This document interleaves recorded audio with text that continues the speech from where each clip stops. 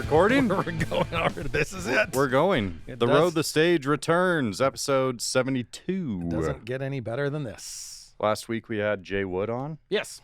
And this week we have... Do we want to unveil the big seat? Yes. This is the big... Well, we await them in the waiting room. We've got the Darcys. Darcys, who I've been looking forward to talking to for quite some time because they've been working on this stuff for well over a decade now. And I was trying to remember, did you, back in the radio days, did you have them on... the test drive? We had them on the test drive. Did you talk to them, though? No, never interviewed. Never interviewed. So this is going to be good. Yeah, I distinctly remember, I can't remember if it was an in-person interview. I don't remember anything about the interview with the Darcys other than the fact that they were awesome. And I've just had this very high regard for them because of they came through town interaction. Again, I can't remember if I've interviewed them twice, and I can't remember if it was both on the phone. There was one time they were playing like Calgary and Edmonton, and I was just on the air doing my shift. They just and all of a sudden, I just got a phone call. It's like, hey, Pete, it's the Darcys. We're driving from Edmonton to Calgary, and we're listening to you, and blah blah blah blah blah. So there was that, but there was another interview that I can't remember if it was in person or not. But they were just awesome dudes. I just have this great impression. So I hope. I hope I still have the same impression. Well, and this time you're not drinking, so you might remember it. Am I? Am I not?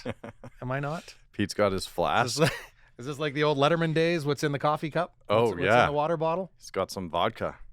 Hiding the scent. Okay, we have a guest in the waiting room. So, live from Communal Creative Studios. Let's thank Sawback Brewing Company, Go Services Inc., and Bo's Bar and Stage. The one and only. Whoa!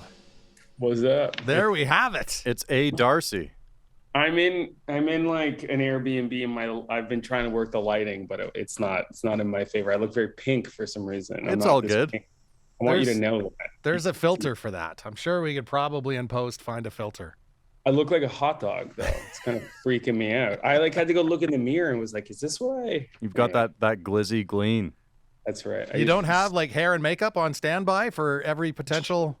Yeah, they just wait in the closets of all the Airbnbs that I stay in, ready to unhotdogify me anytime I need them. Now you're at an Airbnb. Is this in Etobicoke? I'm in Etobicoke. How did you? Yes. Very sleepy / exciting. Nothing to do with Etobicoke. That's fair. But when you got how long are you in this Airbnb for? First off. I'm in a hotel starting tomorrow, so it's been 5 days. Okay, and you knew the moment you got there that any interview you had to be in front of that painting. I really enjoy it. It's nice. Yeah, I think it's Van Gogh original. Oh wow! Or that's a risky Airbnb. That's the first thing in that Airbnb listing. Yes. It might also just be a farmer's market special. You could have said you made it yourself too. Your gift to the Airbnb owners. There's both flowers, yet it looks sort of like flame on fire at the same time. Yeah. I like the way the chandelier kind of blends in. It just gives it something completely different there too. Stop critiquing my Airbnb. How about that? No, I've been like struggling all day. I was like, there's not even really a table. So where the hell are you staying, man? I don't care. I don't care anymore. The reason I knew you were in Etobicoke is because we were looking at your Twitter and you had said the other day, hey, I'm in Etobicoke. What the fuck are we supposed to do here? And funny enough, the best advice I got was hack darts behind a Taco Bell. So that was basically the highest level of excitement you could possibly do here in Etobicoke. Well, at least there's a Taco Bell in Etobicoke. Did it live up to the hype? How was it? So there isn't a Taco Bell as far as I understand. And growing up here, there was no Taco Bell. So I think this is like a broad term Etobicoke. Like this might be like a greater Etobicoke that I don't know about that has a Taco Bell, but I'm suspicious. Well, I just on a side note, because I'll never turn down an opportunity to talk about Taco Bell, but I was at a Taco Bell in Whitby like a month ago. Yes. The nicest Taco Bell I've ever been in my life. They had like chandeliers. They had beautiful ornate tile all over the place. It was wonderful. It's very on. I'm actually in a Taco Bell right now. It's funny though. Taco Bell's come a long way. Continuing on this thread of Taco Bell, where I went and I didn't know you could just go in now and just order whatever you want. Yeah. Like you just go like tortilla and then all this stuff, which is on tour, maybe potentially an option now. I always thought it was just like a bean and cheese burrito disaster waiting to happen, but now you can really mod that stuff out. Taco Bell had a hit. They took a hit in the 90s because of that goddamn dog. Yokiro. And people thought it was junk food, and it's a seriously underrated fast food franchise, in my opinion. And I think Canada's done it an incredible disservice over the years. I don't know that I've seen it anywhere else, but here in Red Deer, the Taco Bell is teamed with a KFC. Ultimate disrespect. They're back to back. Like, is that just here? Is that all? It's in some places. I think that was a big. Who thought that was a good combination? Well, it's because they were all part of Yum Foods at one point. Right. I believe it was Yum Foods. And Pizza Hut. And Pizza Hut, yeah, absolutely. Combination Taco Bell, Pizza Hut, and KFC was But here in Alberta, I find that I almost refuse to go to a Taco Bell KFC because you know that KFC is getting a majority of the business, and there's just no respect from the TBY. Right, and KFC probably has some sort of rap that's just unfair. Yeah, it could be operating that so close to a Taco Bell. There should be restrictions. Yeah, wow. But Taco Bell. I could go on for hours. We've talked about Taco Bell before, we have. right? Yeah, and you don't understand. I always bring up Taco Time. Yeah, bullshit. Ooh, that's a West Coast Canada thing. Is that right? Yeah, that's they tried to or successfully trademarked Taco Tuesday. Is that it? Taco Time did. Fuckers. Yeah. Wow. Unbelievable. I've never eaten a Taco Time. I just like to bring it up to get his reaction. It's garbage. That's why. No time like the present. Okay, so like Etobicoke, just a hub for you for your time in the GTA, or what's going on? Yeah, we had to leave the country to do some stuff, leave the US to do some stuff in Victoria and Vancouver, and then Jason is on vacation. Okay. And so then I had some spare time, and I just grabbed this Airbnb, and this is kind of where I grew up, and I still have some stuff floating around here in storage. So I was like, I have a bike, I can just like zip in and out of the city. I think it sounded kind of ominous. We had to leave the country. Yeah, I know. Is that? Oh yeah. So I started that. My U.S. visa renewal was approved 3 days after, because of the long weekend, 3 days after my last day in the country. So I actually had to leave, or they would come with like snipers and helicopters or whatever and pull me out, extract me. So where are you guys based out of right now? LA. Oh, so shit. Tacos aplenty. Always tacos. You got those Taco Bell cantinas out there. I've not been to one yet. I've heard wonderful things. They serve booze? If you ever come, yeah, it's just tequila and Mountain Dew. Baja Blast tequila mixes, yeah. Signature cocktail of the, yeah, exactly. And when did that move to LA was that pre-pandemic or during pandemic that you guys made that move? Mid-pandemic. And Jason came a little bit later. He was there beginning of this year. So this is my first time back in Canada in almost a year. So it feels exciting. There was rain. I saw rain today. I was like, what is this stuff falling from the sky? It was just amazing. It's nice. Yeah. And LA's been nice for you guys. You're enjoying it? It's a magical place. Yeah. It is like a hard place to adjust to immediately, just because everything is, on 15 at all times.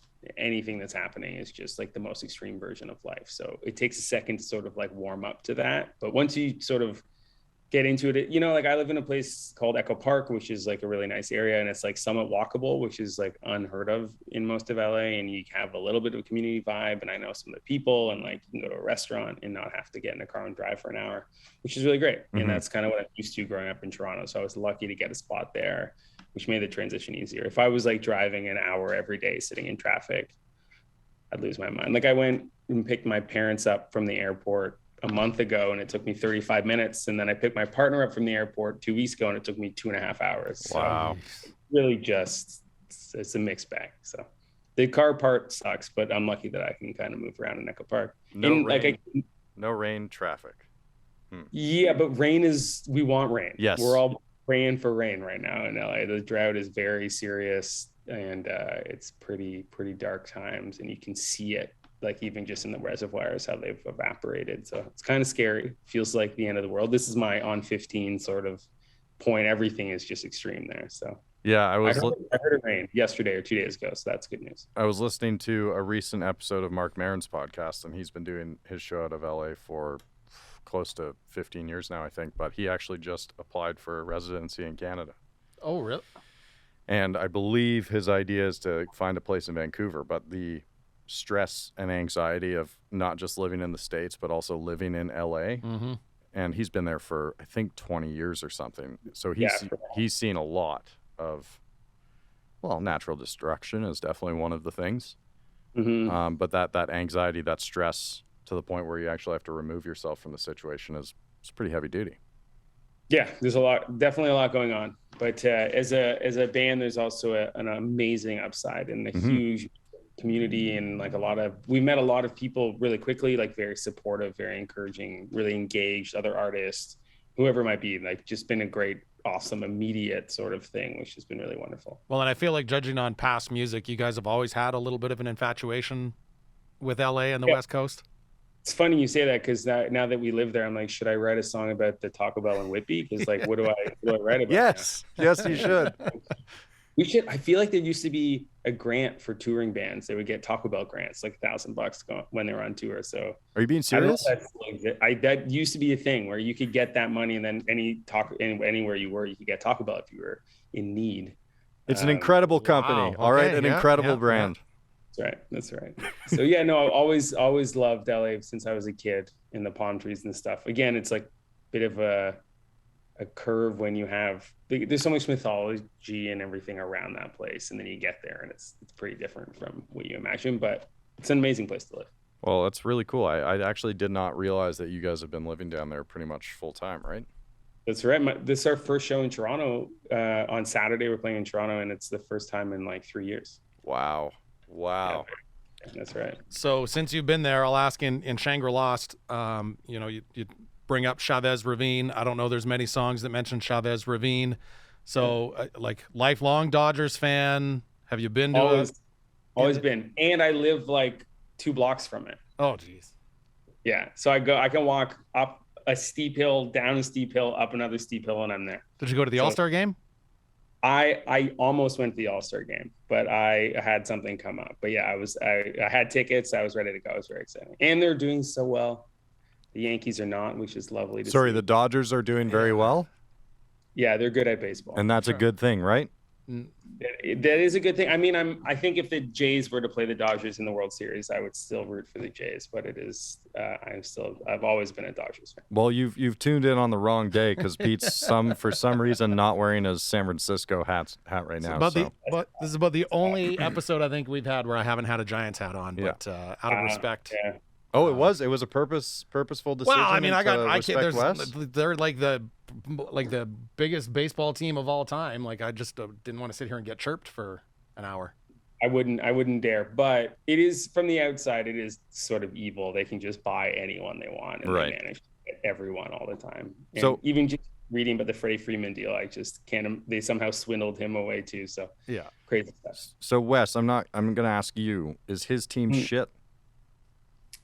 I feel like they're perennially pretty good. They're all right. I don't think you've been paying attention for the last year was a little different. Last year was fun with 107 and 106 win seasons for both teams. I feel like they're around though. San Francisco's always around. The expectation is that they should be around, but I think we're like 8 or 9 games below 500 right now. So you still have like 140 games left to catch up, right? Yeah, no, 240. Yeah, I mean, growing up in Toronto with the Jays and stuff, we had some pretty rough teams. So I feel like San Francisco was like almost always in the playoffs for a bunch of years. So it feels like they were a more consistent team than we were. But now the Jays are good. Now I'm torn. I was going to say, it's not completely out of the realm of possibility to have a Jays-Dodgers. Like, there's some shakiness in that American League, so. It would blow my mind. It would be like a Bucks-Patriots Super Bowl. Like, I don't know what people's brains, it's crazy. And there's so many Canadians that like the Dodgers too, like from Vancouver. When was the last time you were at a Jays game, Wes?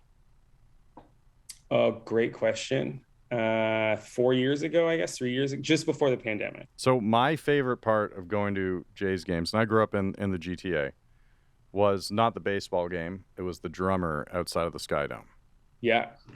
And I would love to know if he's still going. He was there. He was there. Not the last time I went there, but the last time I checked, he was there. Okay. So does he do the 5-gallon? No, buckets? what's he's got a kit. He has a kit. Okay. Yeah, he's got a kick and a real snare, I think. But yeah, he's got a whole kit. I think he's like sanctioned by the Jays now. Like, I think they figured out that he was a big part of the thing. Incredible hype man. when I was a kid, I had these 2 videos like back to back and sky high, and they were like Blue Jays hype videos, and he was prominently featured in both. Oh wow, okay. Yeah, he's a fixture, so he's around. Yeah, he was great too. He's a fun drummer to watch. That's one of the things I've always said that's great about baseball is even if you're not a fan of the game, there's something at the game for you. Hot well, dogs? because it's so long. Doesn't matter. Hot dogs. The game's so long, you have to look for something else to enjoy. So now that the shift's illegal, it will be faster until next year. There you go. Are you done with your baseball talk? You got it out? We're good. Eventually, we'll swing over to the Leafs for a couple of minutes. No, we don't need to do that. Yeah, if we just get a baseball team sponsored by Taco Bell, we could bring this all together. Really. So what's going on? Like you got a tweet back about what to do in Etobicoke. The only viable option was to hack darts behind a non-existent Taco Bell. Nothing else. It's really like where I am is pretty suburban. It's nice, beautiful, quiet, safe. All those things that people look for, I'm sure, in buying a house. But yeah, like I went to the bar. There's a bar in Toronto that I used to go to when I lived here called Hurricanes, which was close to my old house. And I was like, I'll ride my bike there last night. It was 14 kilometers. I was just like, this is dumb. But I'm excited to be in the city tomorrow. Tiff is like really going. So the whole city is like very exciting right now. And there's a lot of stuff happening. So that's exciting. My partner's actually coming in for Tiff. So that's why we're all set up at the hotel there. And because getting a hotel in Toronto during Tiff is a nightmare. And has she got a project in Tiff? Yeah, she's a filmmaker and she's been working on a lot of stuff. She actually directed that. Have you been getting that A&W commercial with the orchestra? Have you seen it like 3,000 times? No. Yeah, you haven't seen that? Yeah. And it plays all through sports basically. And so she directed that commercial too, which is another thing that she does. But I've yet to not see it 7 times a day. So. It's annoying. What film is like? What is the purpose of going to TIFF though? What is she showing? Oh, she's developing 2 films currently. Wow. So there's big buyers dinner and all this stuff that I just go and sit at I don't know what to say or do. I just don't want to say the wrong thing and then find out somebody didn't buy the movie because it was my fault, right? Yeah. And they actors and all this stuff. It's very exciting, but it's also somewhat. Under wraps. So I'm very excited for it to get announced with some really cool people a part of it. And it's a big deal for her. Wow, that's very, very cool. Very proud. And then she won't make any more A&W commercials that will bother me for the rest of the time. I have a buddy or two that's worked on a couple of those shoots. Like where was that orchestra shoot? It must have been up here, right? I think it was at the Vogue Theater. Now that it's funny because I think that's right. There's another theater in Vancouver. But we played the Vogue like 3 days ago, and I was looking at the commercial being like, I think that's the same stage. So, cool. Yeah, very cool. They do a lot of that stuff. And A&W, now that we're talking just pure fast food, it seems like in the last few years has really gone hard, especially in central Ontario. Like they're popping up everywhere in Toronto. So yeah, I mean, there's no shortage of A&W out here. It's going nuts. It's everywhere. Yeah. That's like we've talked to a number of bands. It's like one of the only options really driving from northern Ontario to Alberta is A&W, right? Subway or A&W. Oh my God, Subway. As soon as you cross through Manitoba, it's just A&W. It's like classic touring thing. Well, from Ontario going west, yeah. Speaking of touring, what are the plans beyond because you have 3 shows listed on the website right now. Yeah, we're playing we have 4 shows, but we're playing Toronto on Saturday, and then we're playing this thing out in Cambridge in Ontario. You know how those shows for bands go, and it's gonna be great. And then we're playing some shows with the Bluestones. Right. They're a great band. You got a London show? London and Hamilton, and we just sort of met those guys, and they're great fun, and I love their band, so that's really great. And then, there's a couple more things about to get announced, and that's sort of it for the year. We've been working on some new music. So we have a few more songs that we're trying to get finished before the end of the year. And then all next year will be shows and shows and shows and shows, which is really exciting because I feel like we're really good live. And I've felt that more recently playing shows. It feels like great. And the reception has been great. We played with this band called Joywave and another band called I Don't Know. One of the guys used to be in Panic at the Disco, and they had just this insatiable crowd of young people who just it was just a great show to play and be reminded that people can be excited. Because sometimes you get, as your band gets older, like you get a lot of people that come and like watch and they're just like, yeah, and they like it, but that's like their reflex is to just stand there.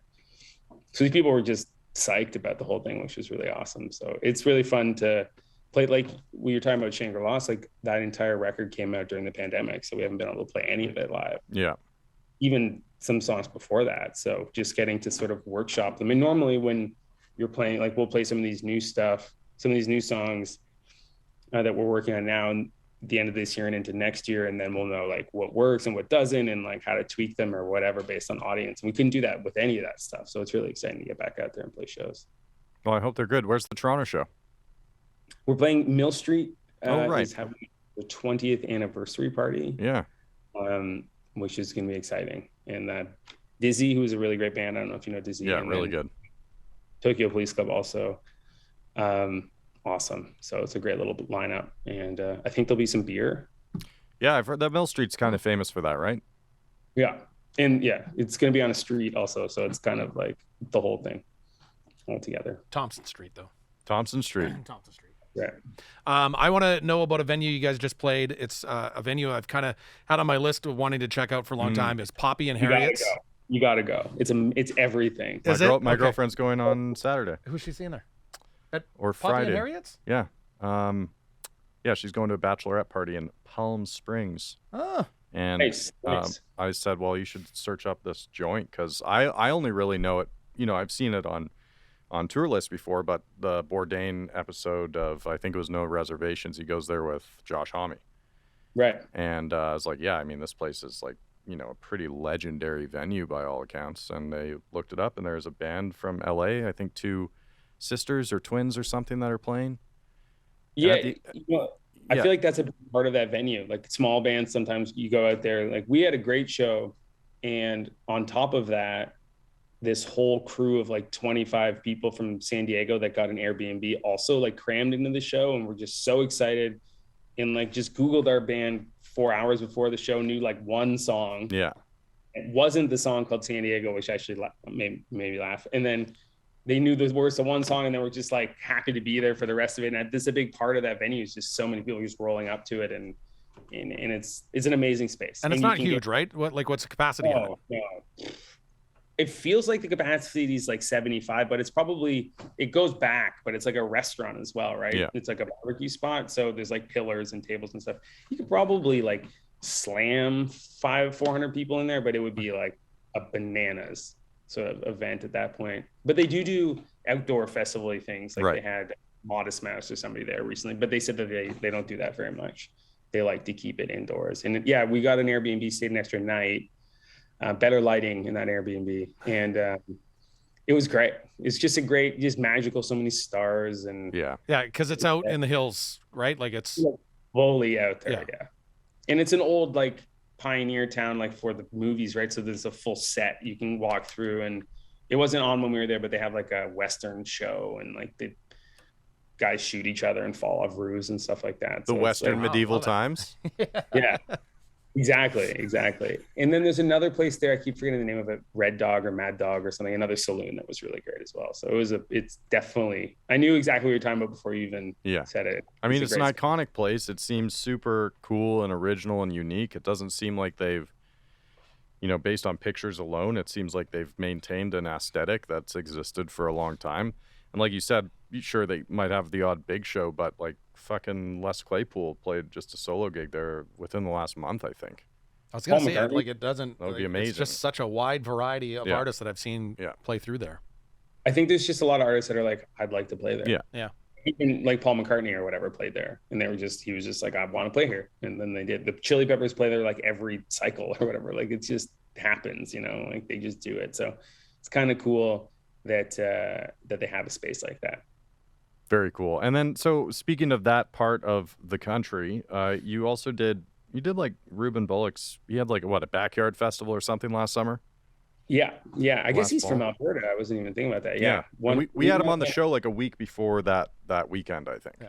Oh, nice. Yeah, he hit me up and was just like, I'm having he built like a little deck / stage in his yard. He lives like right in the thick or the thin, I guess, of the desert. And like, he's out there. Cool, amazing space that he has out there. And yeah, he was like, do you want to come play some songs? And was he building a skate park? Yeah, he has. It sounded like he was building a skate park and the entire foundations of his home, and it sounded like. Yeah. I think you have to, if you buy property out there, you have to run like your own septic, your own power and everything. So I think it's reasonable to buy into the property and then extravagant to like make it habitable. But his space is amazing. So he was great. And then he was out there. And so when we played Pappy and Herons, I was like, do you want to come open for us and do an acoustic set before we played? So he came out and did that. So it was great. That's awesome. Yeah. We've known him. We were on Arts and Crafts together 10 years ago. Right. 10 years ago. That's right. Which is not even the length of the Darcys, right? What are we looking at now? 12? 550 years. Yeah, it's got to be close to 12. I was filling some application for something out the other day, and it said, how long has your band been around? I wanted to lie just to not feel old. I was like, 10 years. But so Self-Titled came out in 2012. So that's 10 years. That's how I'm counting it. Wow. Our first official release. And so that's how I see it. And when you guys first started, you started as, was it a 4-piece or 5-piece? There was 4 of us and then 5 of us and then 4 of us. And now there's 2 of us. And depending on how Jason and I get along this year, maybe there'll be 1 of us. Who knows? And then what, so what was the, why did you move to Halifax? Was it a school thing back in the days? Yeah, we went to university out there. So I went to Guelph in my first year, and then I moved out to Halifax. And Jason and I met some other guys, and we kind of started a band that was like playing covers for free beer. And we were like, maybe we'll meet girls or whatever. And it wasn't like that. We just played like 5-hour cover sets and like got like 4 beers total. It was terrible. And met no girls. Never a girl came to any show. But what, were you playing Slayer covers? Like what? Yeah. No, it was like you're just working. You're not like, the grind. Just working 3 hours a night, like, and then you're packing up, and then it's 4 a.m. You're like, who's anyone here? But great, like very like truncated version of the Beatles. Like you learn a bunch of covers, it makes you a lot better at being a band and playing and writing and all that stuff. So that was great. And then when we sort of put it into high gear, we actually toured a lot, like as a truly like independent band. Came to Red Deer, did the whole thing across Canada in like a Honda Odyssey and like in a Econoline, and kept trying to slowly up. The vehicle got bigger as the band got smaller, which was really nice. And then we signed with Arts and Crafts, and that whole thing kind of jumped. And then we did the Asia cover, which really helped us in the States. We made a little bit of a dent there. And then Centerfold came out, and that was a big leap for us with radio and all that junk. So how long were you in Halifax for then? 3 years. 3 years. I did my first year in Guelph, and then right. Yeah. Okay. All right. And you finished school? I did. That was I have a degree from the University of King's and from Dow. I fast tracked it and got it all done. Well, what is your degree, if I might ask? My King's degree is in critical theory, and my Dow degree is in sociology. Okay. Wow. Critical theory, break that down for those unaware. I don't even know. It's like post-Kantian philosophy, I guess. It's nothing. It's no degree. I have a buddy that says very similar things about his sociology degree from Waterloo, I think it was. Yeah. Yeah, it's great for being in a band, for sure. The ideal degree to be in a band with, yeah. Jason has an environmental studies degree. Okay. And he has noticed that things are not going well in the world. I don't know if that's because of his degree but he seems to think things are bad, so it's working. That's a good person to have, I guess, to fill you in on the during the drought in LA. Especially in LA, for sure. Yep. Yeah, during the drought, he went, "This is bad." And I went, "Is that your degree talking?"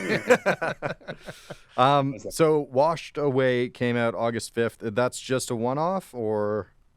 It came out April 5th. April 5th. Staying on radio for like 20 weeks or whatever. Holy crap. That's crazy. Amazing run. I hear it all the time. And on top of that, Running for the Hills is still on radio, and it came out a year ago. Right. So we've had some revived radio luck recently. Those 2 songs are kind of like companion pieces, and we're working on another couple songs to put together as an EP before we like explore a full record. Because I really like making records. Like, I don't know how deep you've got into Fear and Loneliness, but it's like totally a weird record at times, and then there's just like singles on it. So I want to do more stuff like that, and having these radio singles is a great way to bridge a gap between records. So it'll be a standalone EP, or will some of those make it onto the album? Still up in the air. Who knows? Get those degrees to work. Figure it out. Right. I should have taken a puzzle building degree. I feel like it's just about what works and what makes sense, and when we were making Fear and Loneliness, we had No Regrets was going to be on it, and American Dreams was going to be on it, and all these other songs, Jesse with My Friends was going to be on it. And it just like kept, moving around. And then we just settled on the version that we thought made the most sense. So I think like as of right now, they're all on a record, but by the time you flesh it out, we might hate those songs and never want them to come out. So it also like, it's weird, but like people love certain songs they want on vinyl so badly. And it's like so strange. Like we have this one song, Just Here With My Friends, and everyone's always asking for it to be on vinyl. And it's just hard to like jam it on a record just cause, right? So yeah. But anyway, so people have been responding really well to these new songs. So we have a new songs getting mixed this week that I'm most excited about. So hopefully we can talk about that again. But do you mind delving into why you're so excited about it without spoiling anything? Yeah, I think is like you write more and more. Like we've been writing a lot of music. We write a lot of music for other people and just work a lot. And when you can cram all of your like all the ideas you're excited about that maybe don't necessarily work at things like radio or streaming that are weird or changes or I don't know, lyrics or whatever. And then you can figure out a way to make it as a whole make sense on radio and things like, you know what I mean? We just like kind of tuck them in there and almost trick everyone. Then by the time it's on radio, you're like, haha, like you didn't realize, but it's like in 6/8 and like there's just a bunch of swearing in it or whatever. Yeah.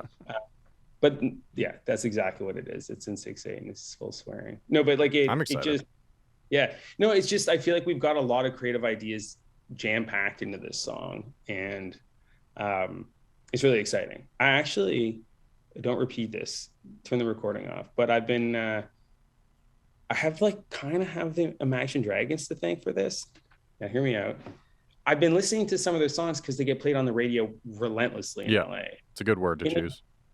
They do an amazing thing where it's like they'll have a pre-chorus and then the next pre-chorus will be like produced entirely differently.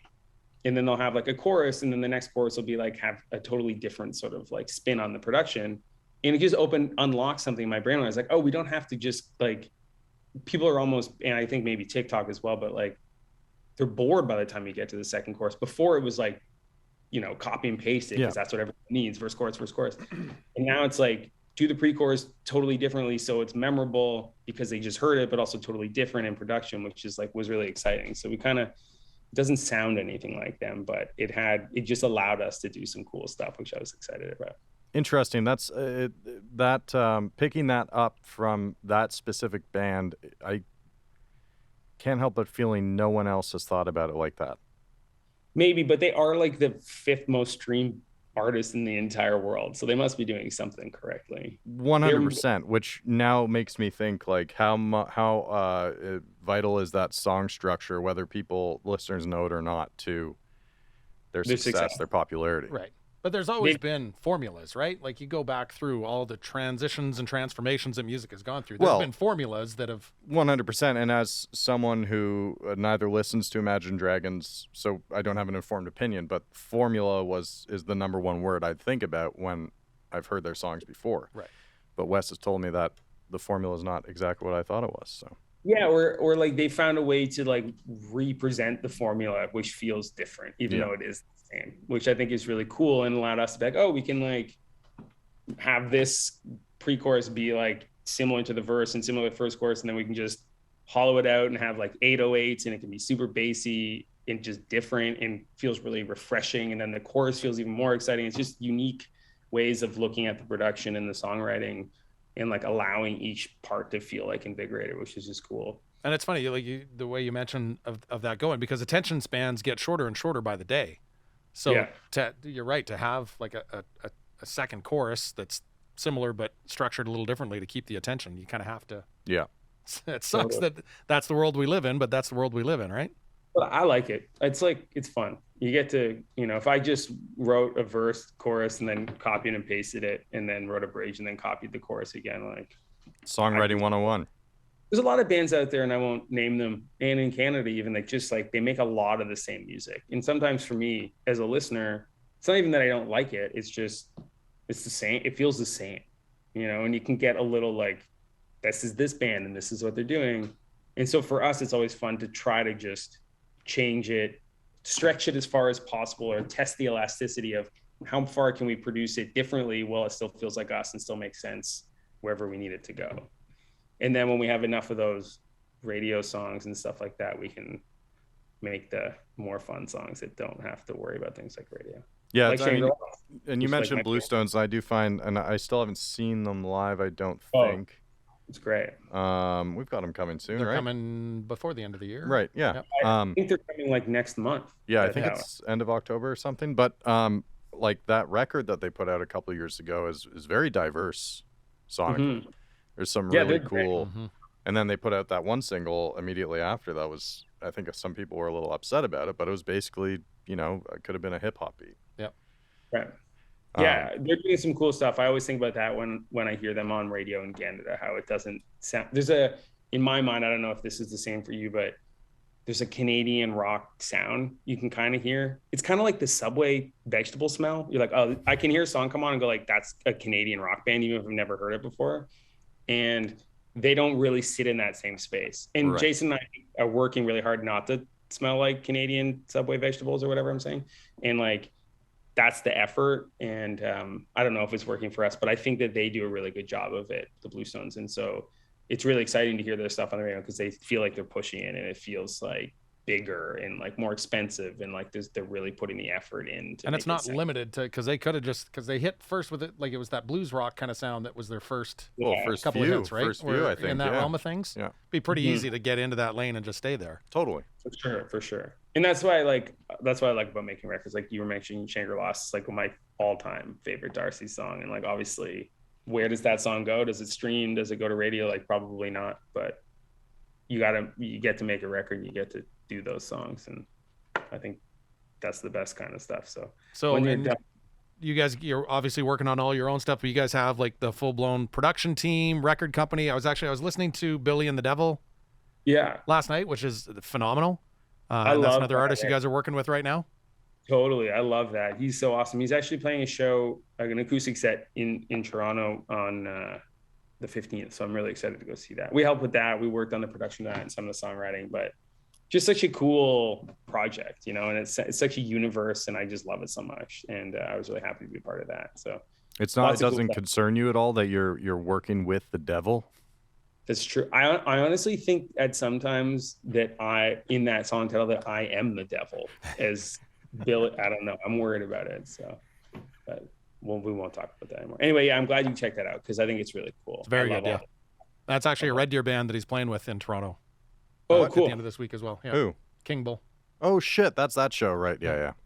Yeah, he just jumped on it. And so I'm excited to go see that because I think he's really great. So I'll check them out too. Yeah, King Bull puts on a pretty sweet live show. Yeah. If I might say so myself. Shirts will be off by song 3. Actually, a lot of their stuff was produced in this room right here. Yep. No way. Yeah, that's so basically, awesome. I don't know if you know about this, but because you haven't been to Red Deer in many, many, many years, right? That's right. We're trying to get back to Calgary first. Don't take that as a slight. Before the end of the year, and if we do, then I'll make sure we come and do something in Red Deer. Yeah, because producers Ryan and Ryley created this sweet space in association with Bose. It's only a few minute drive away, and works as a full recording studio essentially. And we've got a giant green screen room. Oh, cool! So we can make some sick video content when you guys are here. Yeah, I just want to be surrounded by dolphins at all times. Easily doable. Yep, done. Fun story. When we were touring way back in the day, our van broke down in Lacombe, which was in between, I don't know, Calgary and Edmonton there. And I mean, it's literally the town north or second town north of Red Deer. Second town north. Yeah. Yeah. And it was definitely difficult to get a van fixed in Lacombe, but we figured it out, and then it got destroyed. Like it was just a write-off, and then we had to buy a Honda Odyssey from somebody that lived in Red Deer. Oh, wow. Wow.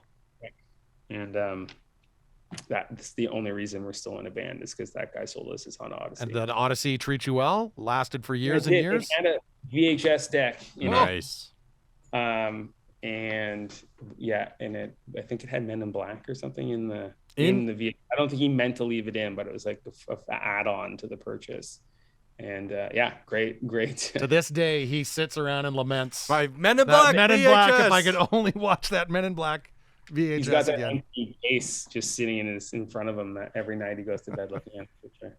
But yeah, it was really lucky that we figured that out. And we only missed one show of like a 20 show tour, which is hard to do a 20 show tour in Canada anyway, because I don't know if 20 real venue cities, but yeah, so not far. We almost broke down in Red Deer. Is the point of my story. It almost happened there. So did you say you have played in Red Deer before?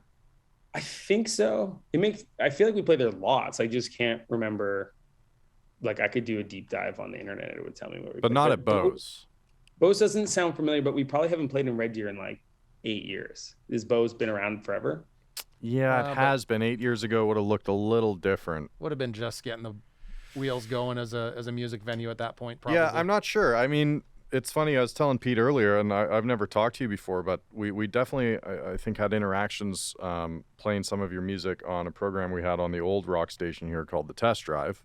And Pete's had a couple interactions with you guys in the past, but I've always looked forward to talking to you because you two sound like dope dudes. So I don't personally remember your presence in Red Deer at all. Well, I said to Patrick before we got going, I can't remember if we had you guys at the radio station here in Red Deer or if we talked over the phone at one point.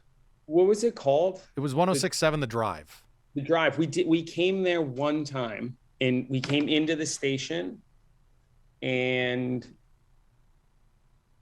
I can't remember. I don't even know if we played.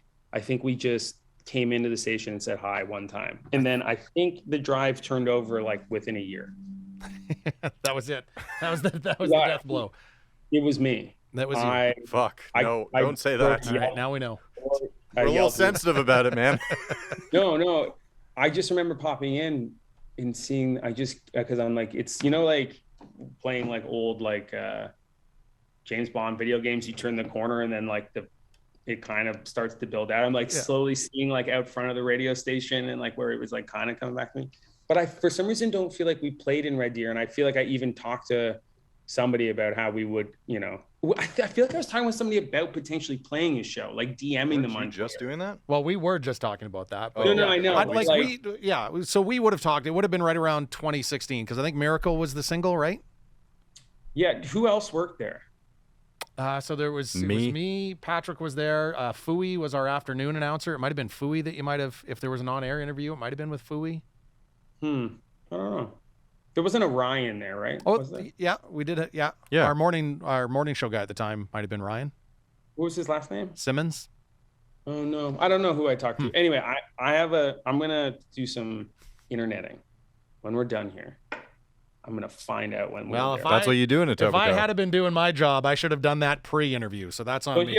Your producers, they should be. That's what their job. Like they should be doing it right now. Oh, we don't have those kind of producers. Yeah. He's got the phone out. I think we just woke him up from a nap, judging by his hair there. But he's got something on. He's in the green screen room, just going nuts. Yeah, he's getting those dolphins ready for you. Thank you. Yeah, no, we'd really love to do it. And I don't I know that ex Red Deer played a lot of the stuff. So hopefully that means that there'll be people in Red Deer that would want to come to a show. But I'd love to, put something together, especially if we can get out to Calgary, just to make sense of, doing a bunch of. Oh yeah, 100%. Yeah. But yeah, it would be really, really awesome to do it because we haven't been there in years. One of these days soon, I'm sure we'll get the chance. But yeah, definitely if you hit up a Calgary or Edmonton show, try to plan a few hours to hang out here with us for. We'll definitely do one of the drives up. That just came across as a desperate plea for friendship. God damn it, Wes! Can we hang out sometime? We have a Taco Bell. Signs off. I was gonna say, we're going for dinner when I come to hang. The split KFC Taco Bell. Right. We're gonna go to Taco Time. No, you can go there by yourself. I'll eat at Bose. I've been at Taco Time. I'll eat at Bose. It's not for me. Okay. Fair enough. I did want to say sometimes I find merch ideas fun, and in your case, I've seen matches before, but I've never seen band branded incense. Yeah. Do you know why we have those? Just clear out the pot smoke. We have a Christmas song called "Another Log on the Fire," and so we were like early on the Christmas song train. Like we probably did it five years ago now almost, and people love the song, and it's like a bit of a sensual Christmas song about putting another log on the fire, staying up a little later. When we're there, we should do an acoustic version of it and put the fire log on the green screen. It might look like Jason's just being lit on fire though. Anyway, so the joke is that you can have your own sort of, it's a fire log incense, so you can have the smell of the fire log during the holidays. And we sold so many of them. I bet. Like we couldn't meet demand. People just like thought it was so funny, and like the package is everything. It's a goofy package. I don't think they smell like hippie. They don't really smell like fire logs or anything like that, but they are incense. But yeah, really funny thing that was a great thing to do. And we have some queued up for this year as well. So when you're starting the process of getting your own incense, like, you know, bands will get a beer and often have a say in some of the flavor notes. Is that the appropriate terminology? You got it. There you go. Flavor notes. Did you have any input in the scent of the incense? Considering there's growlers in front of you, you'd think you'd know more about. I would have just assumed unfairly that you knew more about beer. Yeah, we tried really hard to get something that smelled like burning wood. But Oh, I guess you did try. Some legalities around having something smell like actual fire. Yeah. Because A, smoke alarms, and B, neighbors or people in buildings, they're like, oh, your house is on fire. So I think they're something pine. So it's like as close to a Christmassy sort of smell as you can get. But yeah, there's I laugh at them every time I do any, like I was back in we have an old studio here, and like as soon as you open this bin, it just smells like incense and stuff like that. So we had a good laugh about that. And yes, it's fun to do. I feel like, do you have any other stuff you love? Because we're always up for merch ideas. But Well, I was going to ask if you guys had any more. I mean, I thought I thought the incense was brilliant, and I love that you tried to go for burning wood, and they said no, people won't have that, but they will have the stench of hippie. That's right. No, I just incense, like, okay, I don't mean to be rude, but incense kind of like, my understanding to discern incense smells is similar to your understanding tasting notes of beer, it seems like. Okay. Like I'm not sure when somebody's like, do you like this smell, like this smell? I'm like, they're different. You know what I mean? Like it doesn't really. Yeah. So this smells like incense. It has its own sort of branded smell, but if you close your eyes and stand far away, it does smell like a fire log, I think. Were you ever an incense guy? I actually have a one that does smell like fire logs. Like we have this it's a cabin, and what, like the incense, like it was the stick incense. Is that what it was? Yeah. So these are little, like, I don't know, they look like actually little mini trees, but they're cedar, pine, and I forget one other wood. Oh my God. And then you light them, and then you put the little top on the cabin, and the smoke comes out the top of the cabin. That's amazing. And then it just makes the house smell like campfire. That's brilliant. Yeah. I like Love that. it. I like Love that. it. I did go through a big incense phase. Big Really? time. Oh yeah. Yeah, I was buying What is that Nag hippie Champa. smell? Is it patchouli? Is that what that? Well, patchouli, I'm not sure. different. I'm not That's sure a how patchouli relates to incense. I know patchouli is an actual, like, some people use it as like a deodorant or a perfume or a cologne, I think. Hippies. I think Patton Oswalt has an old joke where he's making fun of patchouli, and he says that patchouli smells like a hobo fucked a hole in the ground. Wow. It is a like, I don't know if I have a thought on that smell, but it is always like it Permeates. It really, yeah, like you get it long before the person. Oh yeah. Which is ironic because I feel like some people that use patchouli would be like, this is an odor-free space. We don't want to use like chemical deodorants, which I find not to be as invasive sometimes. But patchouli is to me, my own palate it's an overwhelming smell. There's got to be a spiritual aspect to it. I think it has. Because there's a reason for it. There are good reasons for it. Yes, there have. I mean, you're also not like rubbing chemicals on your body. So there's that. presumably that's good in its own sense, you know. So we have that going for it. Other merch ideas, though, I don't have anything on hand. We made a NASCAR style T-shirt, and it did really well. Yeah, I saw that. I really like that, actually. I'm a big on it. What's that?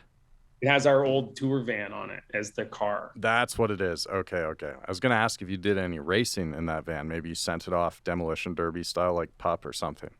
Yeah, it definitely has gone. It can get up to like 110 kilometers an hour. Oh wow, pretty impressive. NASCAR ready. That's right. And when we were in Victoria, we went to a track and they did like NASCAR, older NASCAR model NASCAR, and it was fantastic. I was at a thrift store in Calgary about a month ago, and we were looking for old Formula One merch. Mm-hmm. And they had a couple pieces because I was talking to the guy that runs the store the night before, just bumped into him downtown. And we had just gotten back from the Formula One race in Montreal and, asked him if he ever saw any F1 merch. And he's like, yeah, I actually just got this sick Ferrari jacket. So we went in to look at this jacket, and there must have been 100 NASCAR shirts in there. Yeah, because F1 doesn't do the NASCAR shirt is like a thing. Yeah. F1 merch isn't as fun. Like it's just branding. That has like Mercedes on it and then like some other sponsor, and it's like green, and you're like, that's cool. Yeah. But those shirts that's like the dude's like cars turning into a lion, and then his face is superimposed and stuff like that. Shit is amazing. You got text running sideways, text right way up, text upside down. Yeah. Yeah, and sometimes if you're lucky, there's like dirt bike ones that are like dirt bike racers and stuff like that have the same shirts, and they're like skidding in their dirt bike, but then also jumping over themselves. And then there's like, I love that stuff. Jason loves it. Like he has so many of them. And when we were at this racetrack, we were trying to buy them from these people that were racing, but we got there a little too late. But I wanted an authentic autographed NASCAR, not NASCAR. I don't know what this was, but shirt. But I think they're fantastic. They really know how to do merch. Well, there was, and it's like supports the drivers like gasoline intake or whatever. Like it's a real like 1-to-1. It feels like a band merch thing. You know what I mean? Like I get it. Oh, totally. More than like a Lewis Hamilton shirt means nothing to me. Like, yeah, the guy makes like $500 billion a year, and he drives a $500 million car. Like, why do I need a shirt that says like Mercedes? It's like, cool. Where this guy's like face, he's like driving. I love it. There was one McLaren had I think it was last summer, but they did a line of Daniel Ricciardo shirts that were very NASCAR inspired. The exact same template for a NASCAR shirt. They look pretty cool. Smart. Will he be driving next year, you think? Fuck no. He's already done. They already announced it. Oh yeah, he's the most annoying person in F1 ever. As a McLaren fan, he's done nothing but disappoint me for a year and a half, and I cannot wait to see him gone. Yeah, he's a frustrating force in the F1 world, it seems. People fucking love him though, because they watch that Netflix show. And I don't understand how you can watch that show and like him. He's cracking jokes. He's singing songs about nut sacks. He like says he loves Alexis on Fire, and then people are like, "Oh yeah, he's amazing," and he's a pretty boy or something. Where's he from? Australia. Oh, he's that guy. Okay. Yeah. I think it would be smart for them to do like NASCAR style shirts for F1. I think they would go nuts. No, I think that's a good idea. I bought a McLaren polo last year that was like a very limited edition. It was the Monaco GP limited edition polo, and the colors were different, and it was golf themed. But nice. That was all it was, is the golf logo and then different colors. It's a very expensive shirt. I was going to say, like the branding between NASCAR and F1, like isn't that the way it should be? Like, isn't F1 a little bit more sophisticated? It's a lot more. I mean, I was going to say, like, the shirt you bought almost seems out of your aesthetic. Like, are you wearing that shirt a lot? I mean, I wear it to work quite often. Like, it's it is the most comfortable shirt I own. Like, and it fucking better be too. But, yeah, exactly. Yeah. But yeah, it is just pure color and then a few logos. And yeah, I mean, you talk about sophistication and style, NASCAR compared to Formula One, and I don't know anything about NASCAR, but when I think of NASCAR advertising, I really can't help but think of Talladega Nights. Yeah, Talladega Nights isn't even really joking. Like that's like what it's like. When he gets the Fig Newtons logo across the windshield. But I feel like that's like real. You know what I mean? Like I feel like that's an option for for those drivers is like tied is like just they literally have every Wonder Bread. Like I think that's real. So yeah, I think NASCAR has some stuff they need to sort out, but it's like the number 2 sport in America behind football or something. Like It's actually crazy. Yeah. Really? Oh yeah. Have you seen how many people show up for those? That's crazy. I thought they were lost. I thought it's kind of scary. Like whatever, there's a lot of like Confederate flags and stuff still happening there, which you don't really want, but I would go otherwise. If it didn't have that darkness behind it, it looks like the most fun thing. I think it would depend on what part of the country you're probably going to check it out in, right? Like I'm sure if you went to Vegas, might be a little different than going to North Carolina. True. That's a good point. But it's always just an oval, right? Always. Yeah, they just turn left the whole time. Right. Yeah, that's kind of what's stopping me. You know what though? Not that I know anything about it, but I believe that all the cars are regulated the same. That's cool. So it's like more about driving. Yeah, that's cool. Which I think is great. And also, if you don't know anything about NASCAR, you should definitely watch the Tom Cruise classic Days of Thunder. I've never seen that. It is fantastic. Yeah, that's a good one. Fantastic. Yeah. It's like basically if they made a sequel to Top Gun right away, but then they were like, well, we just put it in stock cars instead of airplanes. There's a Sly Stallone racing movie too that I just found out about. I think Drive, the old one. Yeah, but is it IndyCar or is it NASCAR? F1. It's F1. I'm pretty sure he drives an F1 car like through Times Square, like it's a whole thing. But I don't. Do you see Top Gun Maverick? No. Not yet. No. Top Gun Maverick, for a blockbuster and all these things. Wonderful palate cleanser from the Marvel stuff for my brain. I loved it. It was so exciting. That director, I just thought you'd be more hyped if you saw the movie because the movie's great. Is doing an F1 movie with Brad Pitt and Lewis Hamilton. Yeah. And it's supposed to be like bananas. Well, I thought Ford v Ferrari was like fucking very cool, and Keanu's just announced he's working on like an F1 documentary. But yeah, that Brad Pitt, which sounds really interesting because I believe the premise is that Brad Pitt's a retired driver who decides to come back, and his teammate is like a young buck, up and coming driver, which is like the Fernando Alonso story a little bit. In every like good cop movie, he's like, I'm one day from retirement or whatever. I'm gonna learn how not to be racist from you, the young cop. Rush. Have you seen Rush? Yeah, I love that movie. It's fantastic. I saw that on tour in a movie theater, so I like that movie too. But Drive, I think you could probably skip. If you're gonna watch one of the two, I would do Days of Thunder over Drive. Robert Duvall's great in it. So is John C. Reilly. Nicole Kidman's in it. Wow. Tom Cruise is always doing what you need him to do on screen. This is true. He's a bizarre master. That's the reason why we haven't watched Maverick yet is my wife doesn't. Dislike for Tom Cruise? Not even my dislike, is my wife's dislike. She can't stand everything off screen about Tom Cruise. Yeah, I get that, but I feel like if you did a deep dive into most of the selections that you like, I can separate the two. I can separate the two just fine. They're all like pretty miserable humans, but I feel like if she could remove the Tom Cruise hate, she would be like, this movie is incredible. Like I cried during Top Gun Maverick. Really? It's an incredible movie. Yeah, I mean, I've heard nothing but good things. I unanimously, no one has said a bad thing that I've heard. I've only seen one review that like critiqued it on a political level. Right. With foreign policy, and which basically it's very funny, and it's a very in-depth look at how like this would never happen ever, or we would have World War III. Right.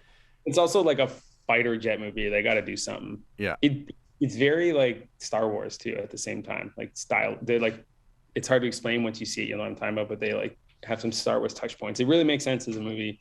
I don't know. I'm here. I work for Top Gun Maverick. I will watch it. I will say a few years ago, my girlfriend and I decided, there's a new Mission Impossible movie. I've only ever seen the first one before that.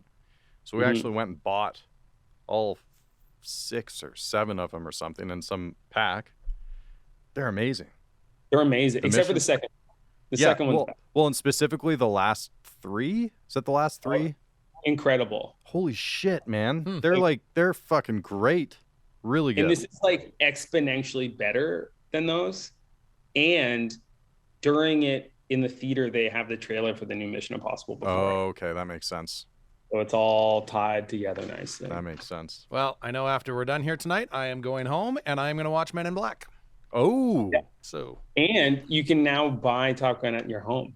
Okay, so you actually are working for them. No, it all came up like today. I was talking about it, and then we were talking, or it came up on my newsfeed, and then we were talking about whatever that one NASCAR one is, and it reinvigorated my mind. I was like, maybe I should watch it. That's what I could do tonight. There you go. Well, thank you so much for hanging out with us today. I appreciate that. We appreciate it. I hope it was better than smoking darts behind the Taco Bell. Well, I'm going to do that now, so I'll give you a written after. I'm going to get right on the internet and see when the last time we played Red Deer was. We must have done it, but we're going to come play both. We're going to make it work. Somebody's trying to get us to go to Saskatchewan, so maybe we'll just like go on full Canada tour mode all over again. We will hold you to that. Make it all work. Thanks for having me. Cool, Wes. Thank you so much. We appreciate it. Take care, guys. Peace, dude. See ya. Recording ended. Done. Skis. What a nice gentleman. Are we? So do we actually need to take that bit out of the podcast? I have no idea, but I don't know. Nice. He's like supporting Tom Cruise there quite a bit. Whoa, yeah. This is. He didn't realize the road, the stage is the unofficial anti-Tom Cruise podcast. My wife will not be listening to this episode. I will say, I stand by it. Mission Impossible.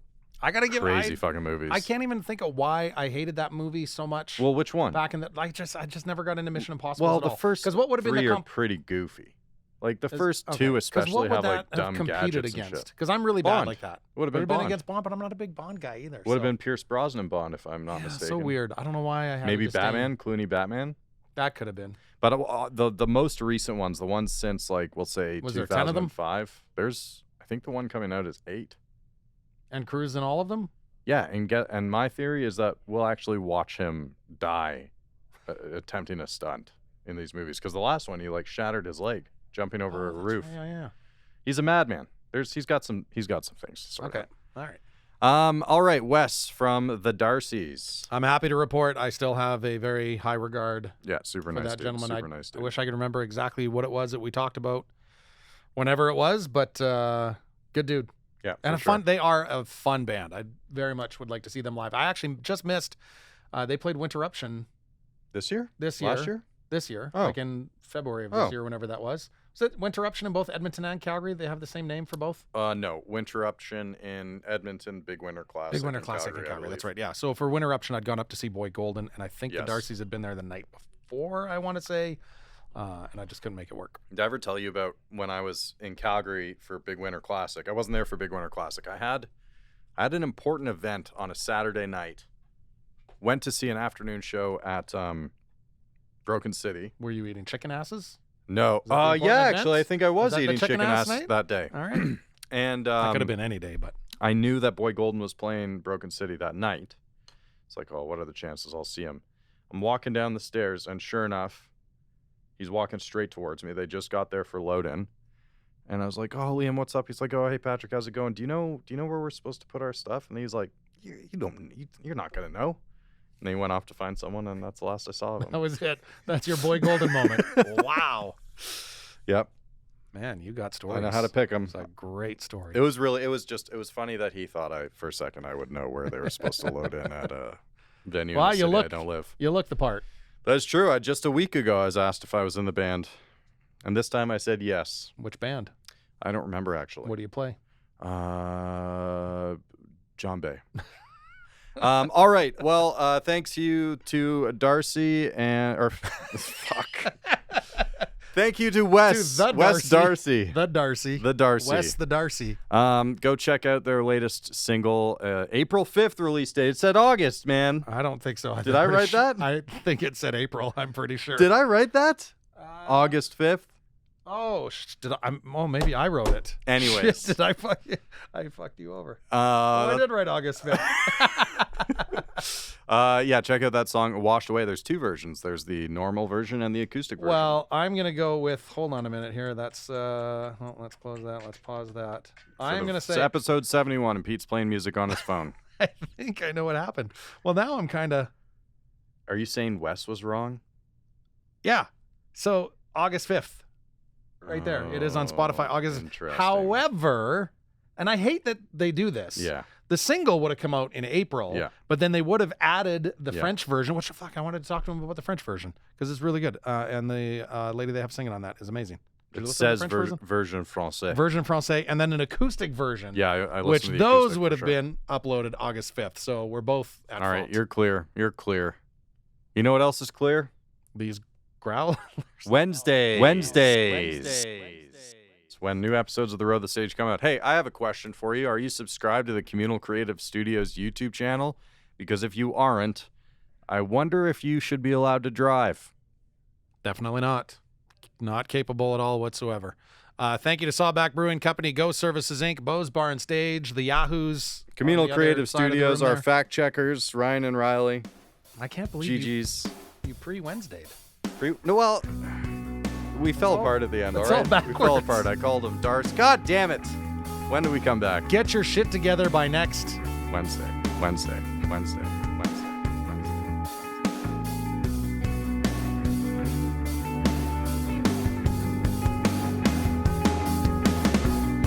The Road the Stage is produced by Ryan Kuly and Ryley Surian at the Communal Creative Studios in Red Deer, Alberta. In partnership with Go Services Inc., Sawback Brewing Co., Tourism Red Deer, and Bose Bar and Stage.